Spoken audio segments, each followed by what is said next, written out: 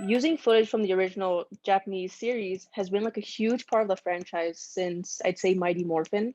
Having worked on Beast Morphers, Ninja Steel, and Dino Fury, what is the creative process like creating like a seamless transition between storyline and the already established fight scenes and scenarios?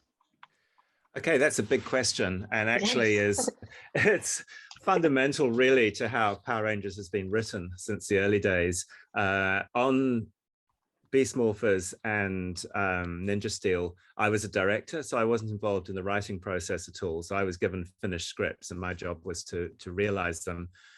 But I still had to make the chosen excerpts from the Super Sentai marry as seamlessly as possible with the footage that I was filming, which is one of the challenges for directors and crews and production designers on Power Rangers, which is that some of your material has already been shot somewhere in Japan. You have to match locations, you have to match action, you have to make the editing seem seamless. Like sometimes we'll put 3 or 4 shots that are original in the middle of a Japanese fight sequence in order to heighten a particular story point that we're trying to make. So from a production point of view, that's the challenge.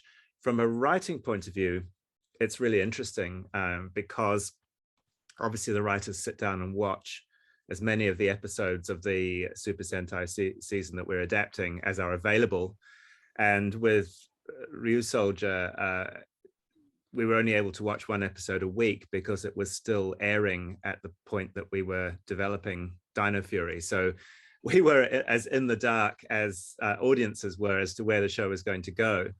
But what we look for is, okay, what are the themes that are in the Sentai season? What are the visual themes? Because obviously they're going to influence the kinds of stories that we're going to tell in the adaptation. What do the monsters look like? What do the worlds look like? Obviously there was a really strong knight theme, medieval knights in shining armor with swords in Ryusoulger that we had to take on board. And then we look at, okay, what are the really cool action sequences that we could incorporate? And then we look at which are the characters in those action sequences and what seem to be the dynamics between the characters in the footage that we want to adapt.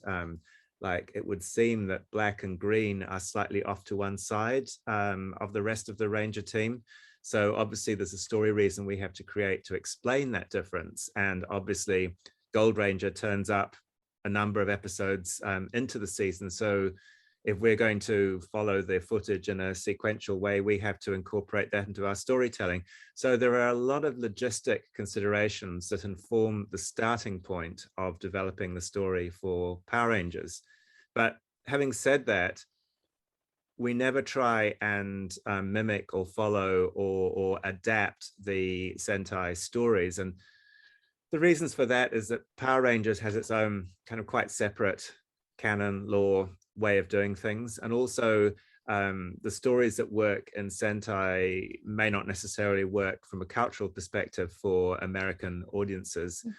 And we have to take that into consideration. And given that Power Rangers is made primarily for a young kids audience, some of what is contained within Sentai, because of cultural sensibilities, would not be considered appropriate for young audiences through an American television perspective. So all those things are reasons why we take the elements that we want to use, because there's so much cool stuff in Sentai, the designs, the action sequences, the fantastic use of imagination.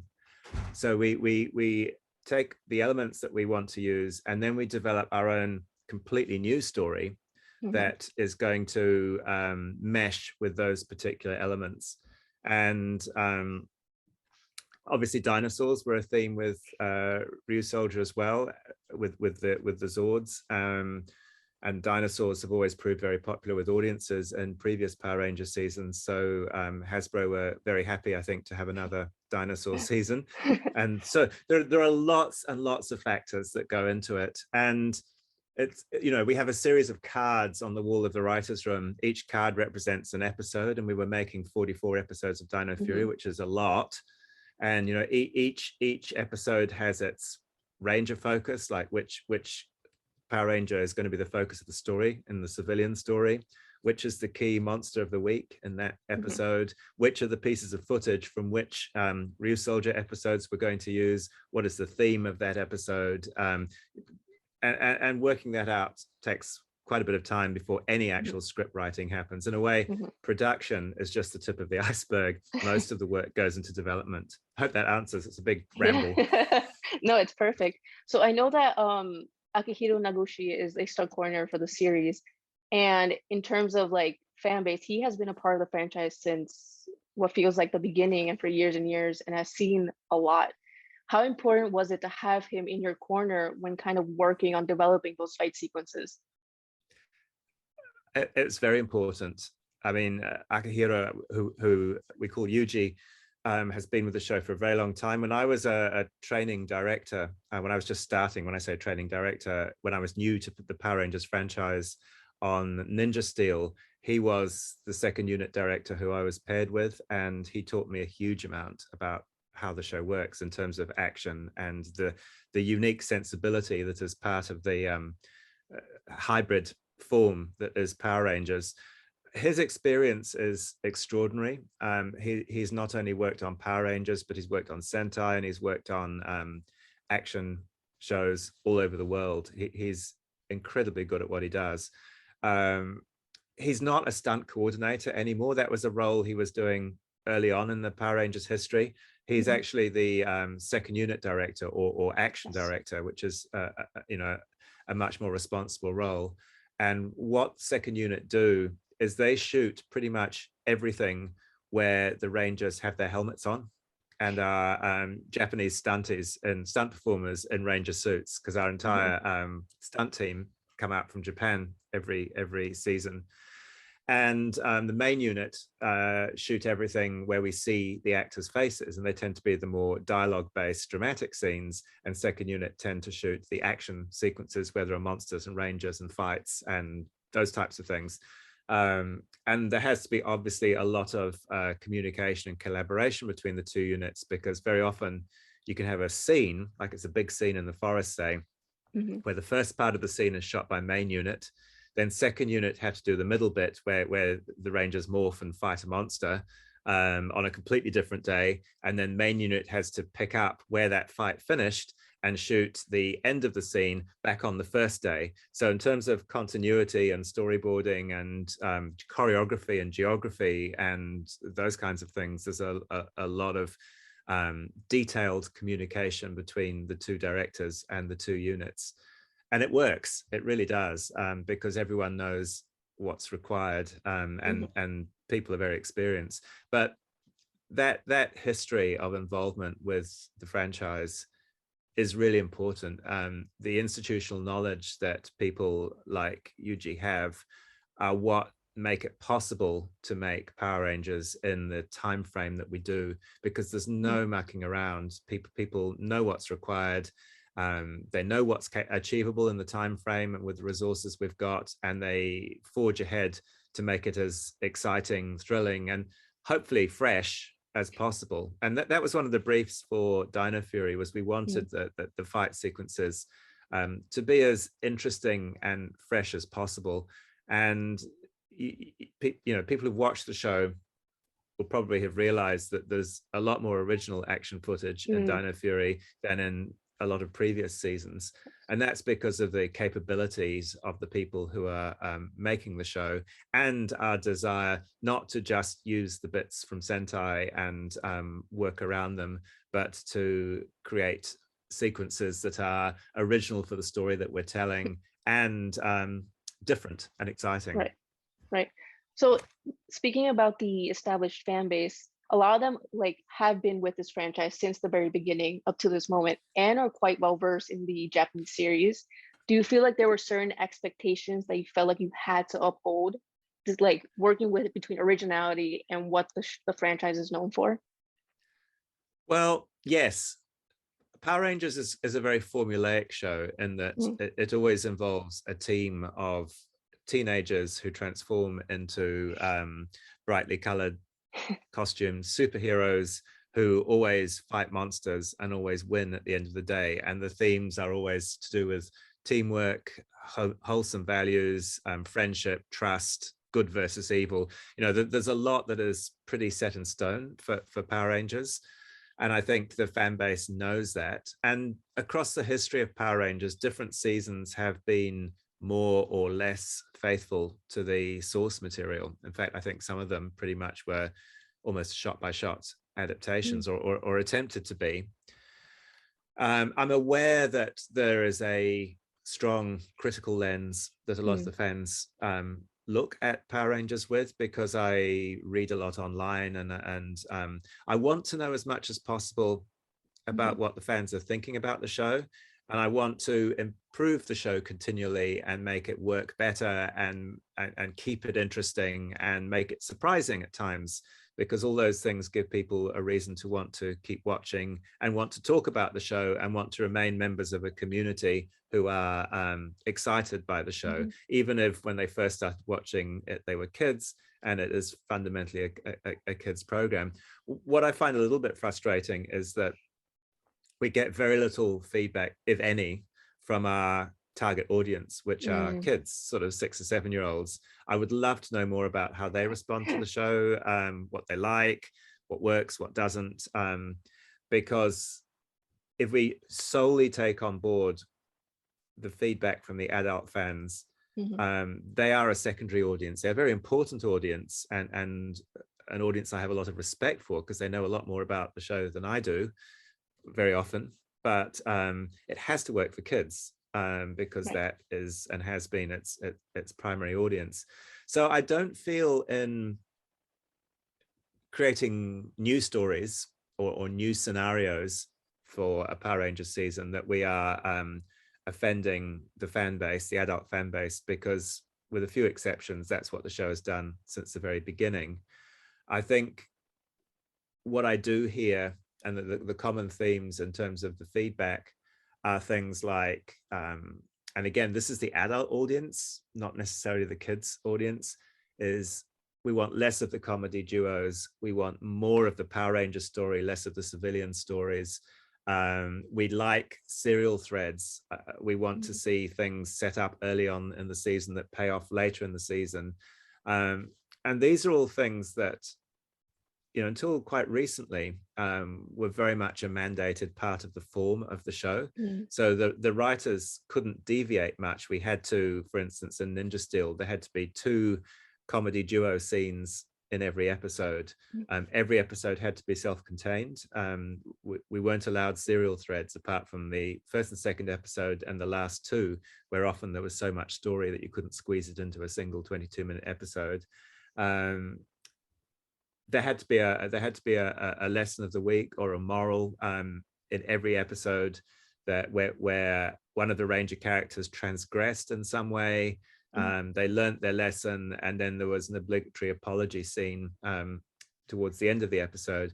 And once you ticked all those boxes and had your 2 ground fights and a Megazord fight, which were also required in each episode, when you look at the fact you've only got 22 minutes in an episode, there was very little breathing room or room to try new things, or dig deep into character, or be surprising or fresh or different. It was very much a I don't know, the form was predetermined in a lot of respects. Obviously there was still room to apply details and come in with some ideas, but nowadays, with Dino Fury particularly, there's a lot more freedom for the writers to mix things up a bit, to share the comedy around between characters, so that you can have a comedy scene involving Ranger characters or comedy scenes involving the monsters. And although there is a comedy duo in Dino Fury, they don't fill that slot every episode for 2 scenes necessarily. So, and the other thing we've been able to do, which I think is really significant, is have character arcs that run across the entire 44 episodes. And what that does is it allows us to look at the Ranger characters with more depth and in a more interesting way. And it also enables us to set things up that we can pay off later. And also another thing we've been doing is quite consciously dropping in Easter eggs and tapping into Ranger history and lore, because we know that the adult fans know all this stuff and appreciate it. When we reflect on the huge breadth of knowledge they have across the entire franchise, rather than pretending every episode this is only happening for the very first time and there's no relationship between the other Ranger teams and the history of the show. Right. So speaking about character arcs and storylines, when I spoke with Tessa and Hunter, they explained that a huge pull of Dino Fury and Power Rangers, the newer shows, is that it's incredibly relatable. They're including relevant storylines to the current time that would not only reflect on younger generations, but maybe the older generations as well. So like a great example is Izzy's LGBTQ storyline. So what does this ability bring to not only Dino Fury, but for like shows after this? Well, I can only really talk about Dino Fury, but I think being able to, it's not so much as being topical for topical's sake. What it is about reflecting a recognizable and relatable world that the kids who make up the audience of the show inhabit.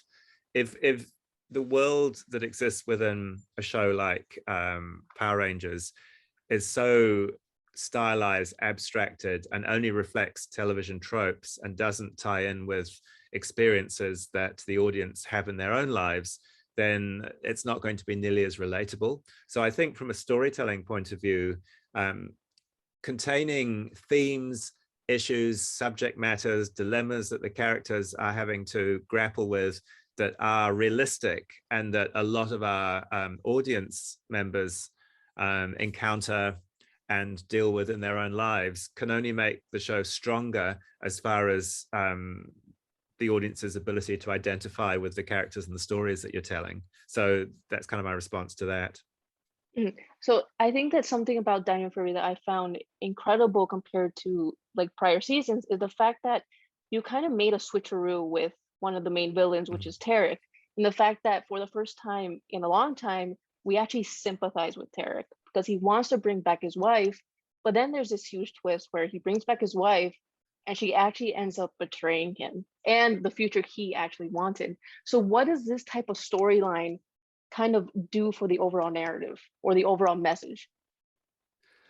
I think it makes it more interesting, to be honest. I think if you've got a villain whose objective is to conquer the galaxy or destroy the Ranger team or steal the ninja MacGuffins, then that is one note and it doesn't vary and it becomes less interesting because you're going to get variations on the same story in every single episode. Whereas what we tried to do with Void Knight and Void Queen, and it was partly inspired by the fact that Guy Sorg in Ryu Soldier does a flip mid-season. And so we had to reflect that to an extent. And also we made a conscious decision to make that character our central villain, at least for the first half of the season. So we wanted to give our villain a plausible and sympathetic objective, which was to bring back his wife, who had obviously suffered some kind of terrible accident in the past. And I think that's really interesting because people often do bad things for a good reason. There are a lot of gray areas in life. It's not all black and white. And it also means that the audience and the Power Ranger team have to continually reassess their relationship with these characters. And it means that there is intrigue and there is surprise because you're not sure quite what's going to happen next, what's around the corner. And we've seen that Santora was resuscitated, and we've seen that she turned on Void Knight. And those events and story, you give a little gasp if you've done your job right as a writer. So you think, that's amazing. I never saw that coming. What's going to happen next? And that ingredient of what's going to happen next is the key to good storytelling. It's also the key to drama of any sort, because it makes people want to keep watching. And that's what we try to do as storytellers and as people who make TV drama of any sort. So it's less predictable, it's more interesting, it allows for intrigue, and it also allows for identification with the character, with Tarek. And there's a lot more to go on that story, which I can't talk about because there are 11 more episodes still to play. But what I can say is that the story of Tarek and Centaura is still at the heart of the villain side of the 11 remaining episodes. It's an important story, and I'm thrilled that we've managed to actually span 44 episodes with a strong and interesting villain story, as well as the Ranger character arcs. So you mentioned the gray areas in storyline, and I have to say Dino Fury has done an incredible job kind of breaking like rules of what the old series used to be, in the sense that it's showing reality, it's showing turmoil, family dysfunction, sexuality, and the fact that there's a villain who may not technically be a bad seed. So what do these things kind of teach a younger audience, which is technically your target audience? Yeah, well, I think life is messy. And the idea of right, wrong, good, evil, plus, minus, it's not very often something that delivers in real life, because people in their relationships with other people and people in the struggles that they have in trying to achieve what they want in life, and the circumstances that life throw up for them, create all kinds of situations where there are many possible choices and many possible courses of action. So morality is interesting and morality is complex. Having said that, we don't want to confuse the kids who watch the show, but we do want to represent a world that has resonances with the world that children actually live in. I mean, I don't think Izzy and Fern's story is controversial at all. I mean, the only thing that makes it controversial is that it hasn't, there hasn't been an LGBTQI character on Power Rangers TV show in the past. But all we wanted to do there was present a normal and interesting relationship between two characters who happen to be of the same gender. We weren't making a big deal through story of the fact that Izzy and Fern were lesbian characters, because they just happened to be. We were telling a story about their relationship, how that affected Izzy's life as a Power Ranger, as any relationship story within Power Rangers does. In terms of the villains, I think you can have gray areas, but I think ultimately you have to reassure the kids in the audience that life is okay and that they are safe, because there's no point painting a picture for kids saying, the world is a mess, your life is going to be miserable, give up now, because I think any parents who catch a whiff of that coming from the screen is going to stop their child watching that show immediately. And also, if you look at the function of children's storytelling, whether it's fairy tales or more contemporary literature or whatever, it's very often about teaching kids that there are challenges in life, but they have inner strength and inner resources that they can fall back on in order to overcome those challenges. And it's about agency. So stories are very often about showing kids that there are scary things in the world, but that fundamentally there are support structures in place, and that with things like teamwork, friendships, family, courage, and faith, they can overcome those things very often. So I'm talking about the actors, like specifically Tess and Hunter, since I spoke with them. They're not necessarily well versed in the franchise, but they're kind of like fans in the learning process, having been part of the show. So what do they bring to the characters, kind of being fresh to this world? Well, I don't think actors on Power Rangers need to know a lot about Power Rangers. They need to know who their character is and what their character wants and what the story is that's being told, and learn some skills like how to morph and how to do some basic stunt fighting and things.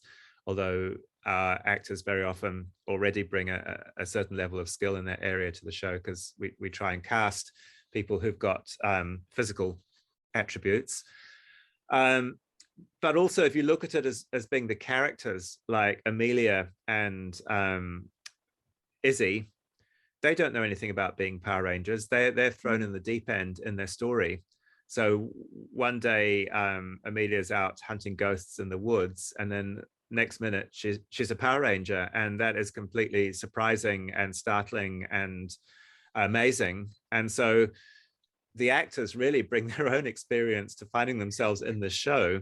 to what their characters are experiencing when they discover that they are becoming Power Rangers. So it's quite appropriate. The more you know, in a way, as an actor, the more that can get in the way of the kind of wide-eyed amazement and you know, things coming at the character as if they're happening for the first time and are fresh. I think that's something that you always aspire to communicate as an actor, because the characters are new to being Power Rangers. Long-winded answer, but it's really quite simple. So speaking of yourself, seeing as you have also kind of learned along the way, is there a certain character or previous franchise like actor that you would love to bring into the show? Oh, you mean from different franchises to Power Rangers? Yes. Probably, but they might disrupt the show. I mean, the problem is if you bring someone who is a heavyweight in terms of their profile and in the audience's mind into a show which is all about teamwork, where no one character is more important than the other, and the focus shifts from one to the other as the episodes progress.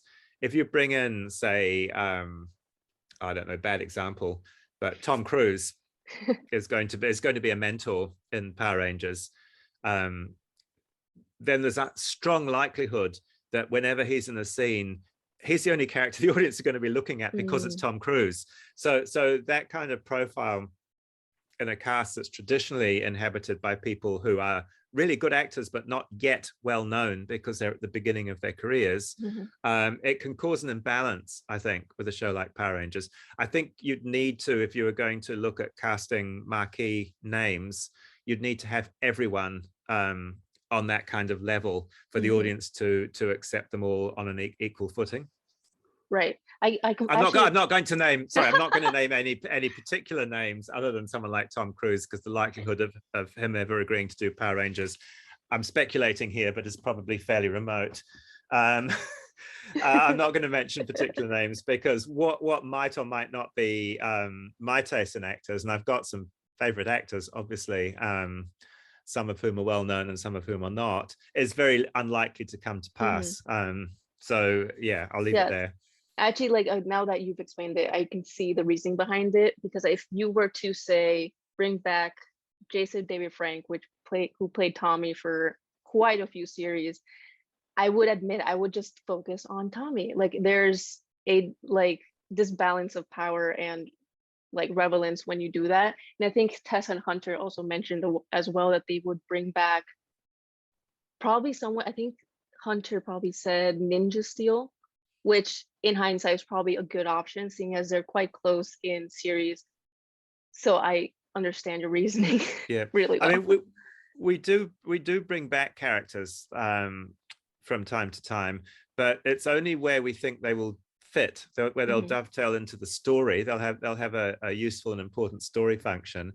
They won't usurp the function of a character that's already on the show, and they will interact in an interesting way with the characters that we've got. So Mick is an example of that from Ninja Steel, who came back in Dino Fury.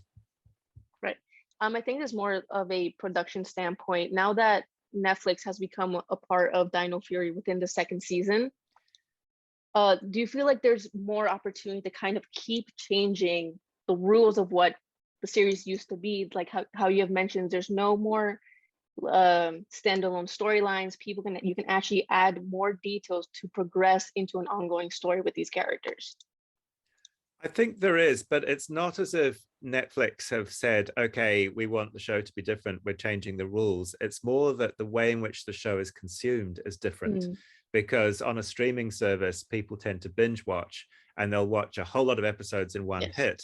That means it's easier for us to do serial threads and build in things like cliffhangers in order to make people want to watch just one more episode.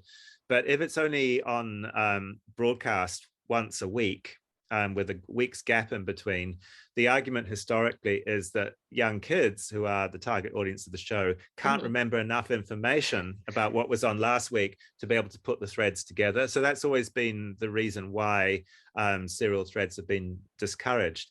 But I think now we're in a streaming environment, that restriction has been lifted, and that actually makes a significant difference to the show, for sure. Okay. Well, that was my last question officially. Great. Okay. Well, thank you. Well, thank you so much. You've indulged my childhood very well. Thank you so much. Great. You're most welcome.